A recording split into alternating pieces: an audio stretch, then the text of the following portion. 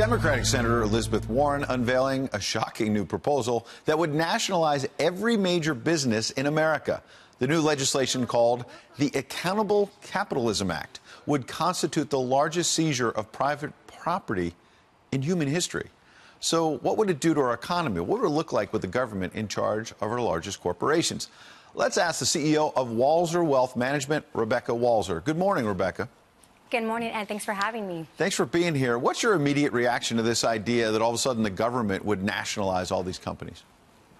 Well, I'm glad that she's bold enough to actually tell us exactly what she wants, because now we can call a spade a spade. This is definitely socialism, because socialism is public ownership of companies where all the profits are actually redistributed to stakeholders instead of shareholders.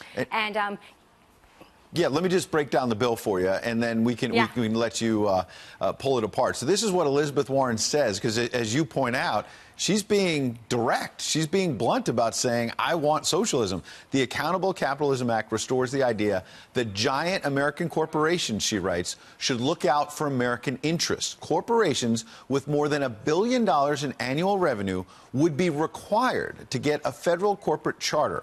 She says the bill also would give workers a stronger voice in corporate decision-making at large companies, and employees would elect at least 40% of the directors to address self-serving financial incentives in corporate management. That's what she says is in the bill. What's your reaction to that? You know, Ed, it's just simply unnecessary.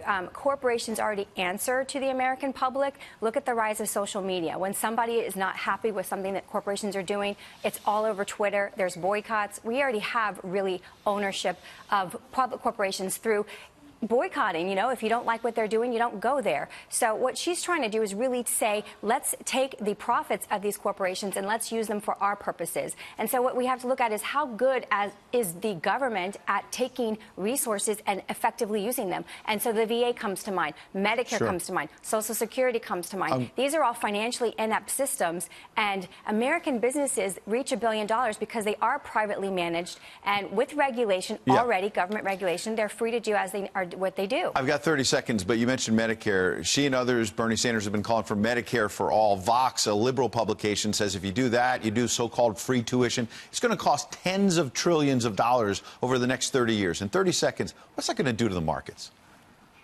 It's just impossible. Who's paying for it, Ed? Where is the money coming from? Government creates nothing. It redistributes only. Money has to exist. It has to be created. We have to have free market capital creating money in order to be able to have money to use. And the government seems to forget that. Rebecca Walzer, as you said, Democrats are being direct about if we're elected, if we take over Congress in the midterms, this is the kind of thing we're going to lay out. We appreciate you coming in.